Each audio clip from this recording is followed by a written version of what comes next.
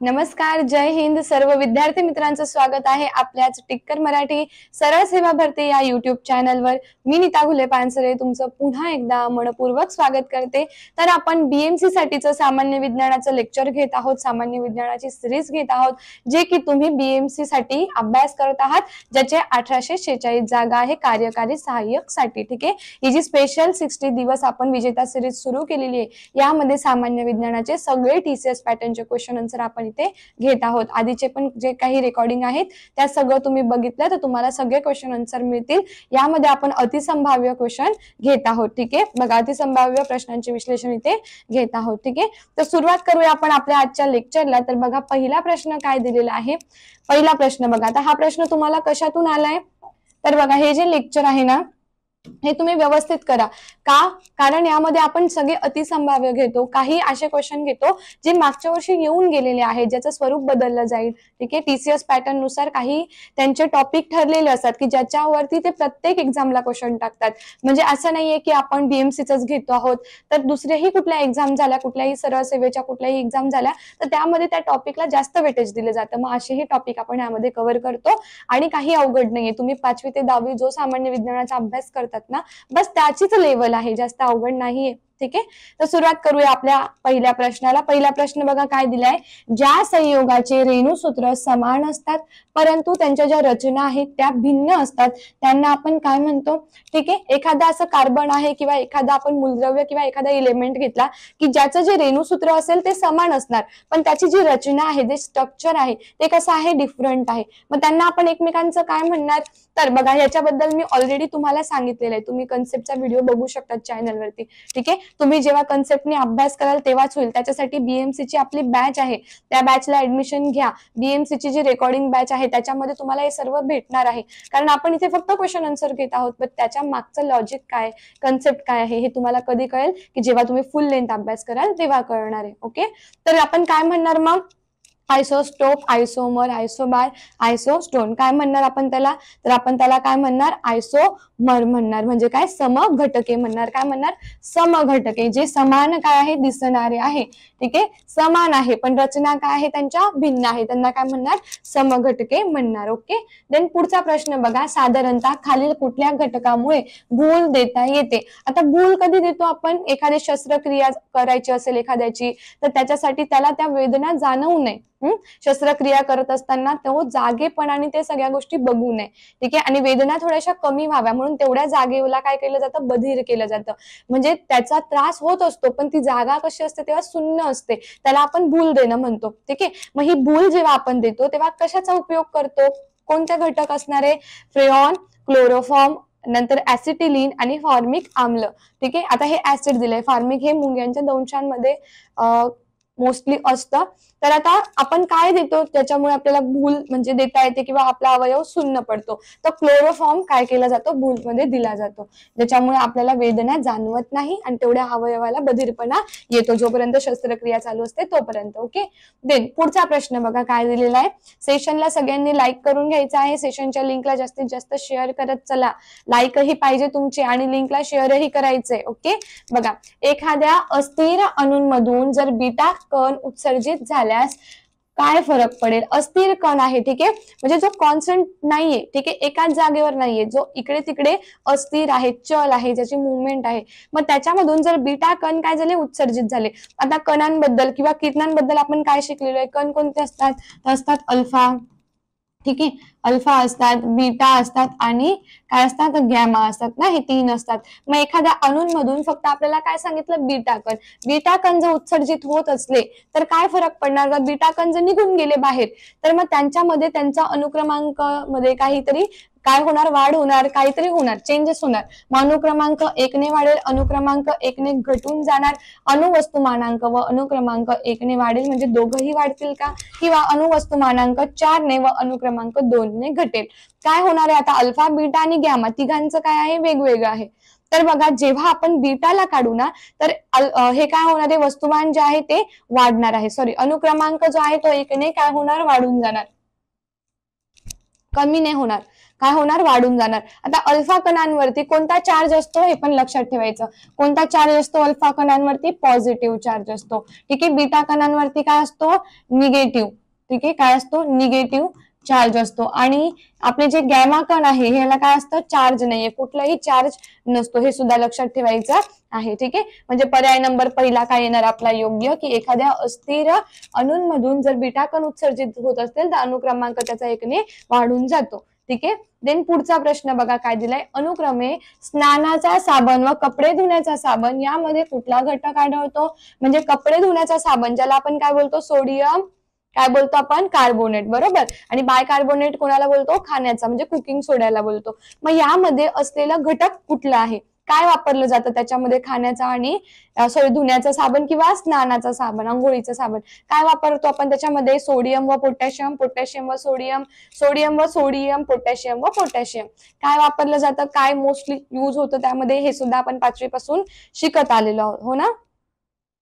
तर बघा, पोटॅशियम आणि सोडियम काय वापरलं जातं त्यामध्ये? आपण काय बोलतो? Sodium carbonate. मग त्याच्यामध्ये सोडियम प्लस पोटॅशियम असतं. आता हा प्रश्न तुम्हाला प्रत्येक भरतीला विचारला जातो, पोलीस भरतीला सुद्धा, आरोग्य विभागामध्ये सुद्धा, SSC ला, रेल्वेला आणि BMC ला सुद्धा. म्हणजे हे जे क्वेश्चन आहे सामान्य विज्ञानाचे, हे क्वेश्चन कसे आहेत? जे सगळ्या भरतींना तुम्हाला विचारले जातील तशा टाईपचे हे प्रश्न आहे. मग आता बघा, जे स्नानाचे व कपडे धुण्याचा जो साबण आहे त्याला आपण म्हणतो सोडियम कार्बोनेट, आणि जो कुकिंग सोडा आहे त्याला काय बोलतो आपण? बायकार्बोनेट. लक्षात ठेवा, हे नोट डाऊन करायचंय. आणि फक्त सेशन बघायचं नाहीये, तर तुम्ही बघत आहात तर लाईक सुद्धा करायचं आहे. तुम्ही चॅनलवर नवीन असाल तर चॅनलला सबस्क्राईब करा, म्हणजे व्हिडिओची नोटिफिकेशन तुमच्यापर्यंत पोहोचेल.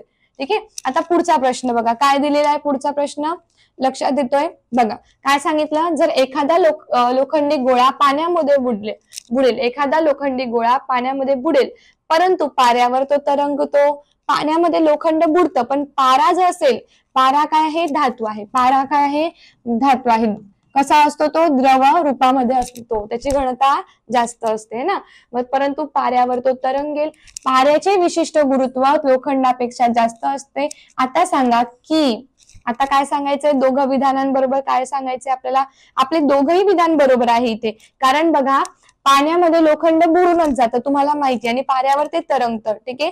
पाण्याची जी घनता आहे त्याच्यापेक्षा लोखंडाची घनता जास्त आहे, पण लोखंडाच्या घनतेपेक्षा गुरुत्व कोणाचं जास्त आहे? तर पाऱ्याचं जास्त आहे. मग दोघं विधान तर बरोबर आहे, पण इथे तुम्हाला काय सांगितलंय की योग्य तुम्हाला विधान निवडायचंय. तर बघा, दोन्ही बरोबर व दुसरे जे विधान आहे हे पहिल्या विधानाचे योग्य स्पष्टीकरण आहे. कारण पाऱ्याचे विशिष्ट जे गुरुत्व आहे ते लोखंडापेक्षा जास्त असते, म्हणून काय होतं? लोखंडी गोळा पाण्यामध्ये बुडतो, पण पाऱ्यामध्ये तो तरंगतो. म्हणजे आपला पर्याय नंबर दुसरा काय आला? योग्य. ठीक आहे. चला पटकन सेशन लाईक करून घ्या, मग एक प्रश्नासोबत एक लाईक. चला जाऊया पुढच्या प्रश्नावरती. ओके. पुढचा प्रश्न बघा काय दिलेला आहे. ओलसर हवेमध्ये ध्वनीचा वेग साधारण हवेपेक्षा जास्त असतो. काय दिलेलं आहे? ओलसर हवेमध्ये. ठीक आहे. हवा कशी आहे? ओलसर आहे. याच्यामध्ये बघा, यामध्ये ना काही वाक्य तुमचे चूक झालेले आहे, आपण हे दुरुस्ती करून घेऊया. ओके. तोपर्यंत पुढचा प्रश्न बघा काय दिलेला आहे. बघा, साधारणतः या वाक्यात आपण दुरुस्ती करून हा क्वेश्चन मी पुन्हा एकदा तुमचा घेईन. ठीक आहे. चला पुढचा क्वेश्चन बघा. साधारणतः वस्तुमानाच्या योग्य क्रमानुसार खालील किरणांचा क्रम लावा.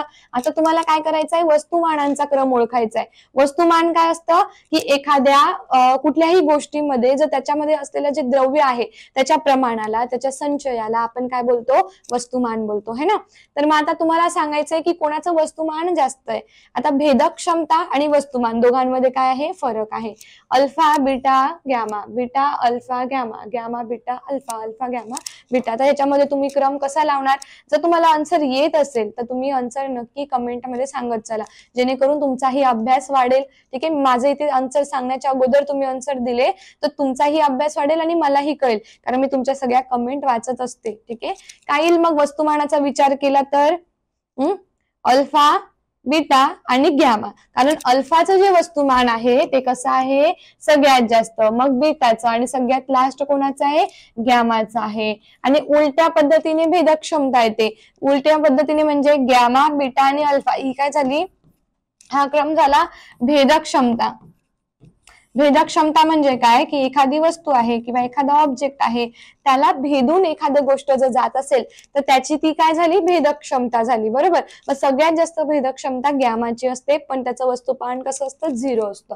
ठीक आहे, मग आता आपण काय बघून घेणार आहोत वस्तुमान काय बघणार आहोत आपण वस्तुमान त्याचे बघून घेणार आहोत. ठीक आहे, सॉरी.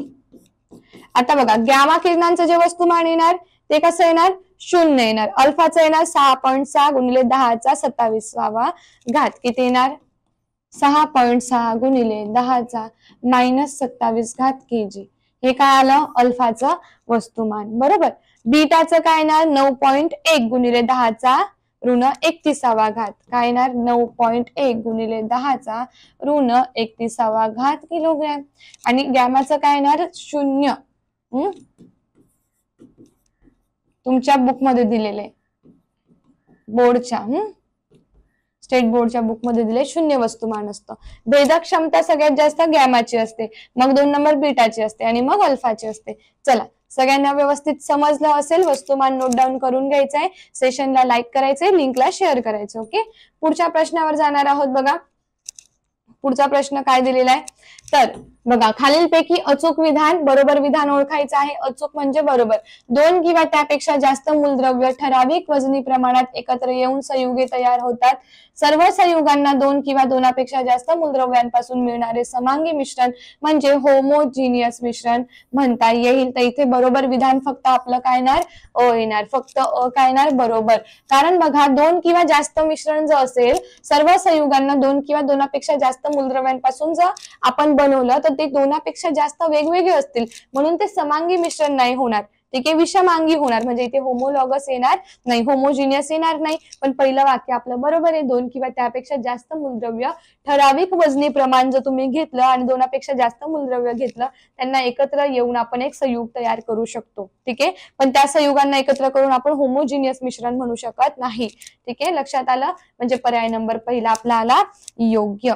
ठीक आहे, देन पुढचा प्रश्न बघा खालील विधानांपैकी असत्य नसलेले विधान ओळखा. असत्य नाहीये, ठीक आहे, सत्य आहे. असत्य नाही म्हणजे कोण आहे सत्य आहे. मग सत्य विधान ओळखायचे, बरोबर विधान ओळखायचे. तर सर्व आम्लारींना बेस अल्कली म्हणतात, सर्व आम्लांना ऍसिड अल्कली म्हणतात. काय सांगितलं आता तर इथे तुम्हाला काय करायचंय एक ओळखायचंय. बघा जे आम्लारी पाण्यात द्रावणीय असतात त्यांना आपण अल्कली म्हणतो. ठीक आहे, आता इथे पाणी आहे. ठीक आहे, पाण्यात द्रावणीय, जे पाण्यात द्रावणीय असतात त्यांनाच काय म्हटलं जातं अल्कली म्हटलं जातं.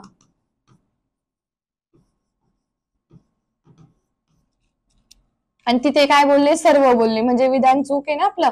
आपल्याला सत्य विधान ओळखायचंय है ना. म्हणजे पहिलं विधान काय झालं आपलं चूक झालं ना. आणि काही अल्कली पाण्यात द्रावणीय नसतात.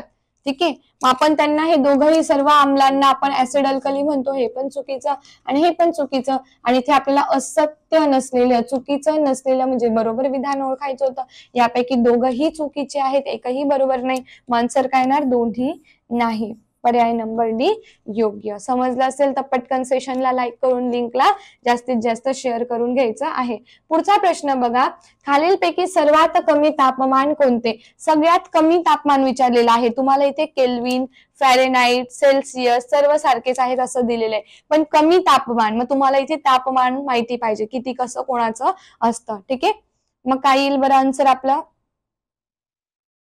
बघा 100 केल्विन म्हणजे किती येतं 173 डिग्री सेल्सिअस मध्ये येईल 100 केल्विन. जसं मायनस 173 डिग्री सेल्सिअस मध्ये येईल. म्हणजे सगळ्यात कमी कोण झालं मग 100 केल्विन झालं ना. कारण तुम्हाला हे सेल्सिअस मध्ये दिलंय, हे तर 10 डिग्री झालं, पण हे -173 डिग्री झालेलं आहे.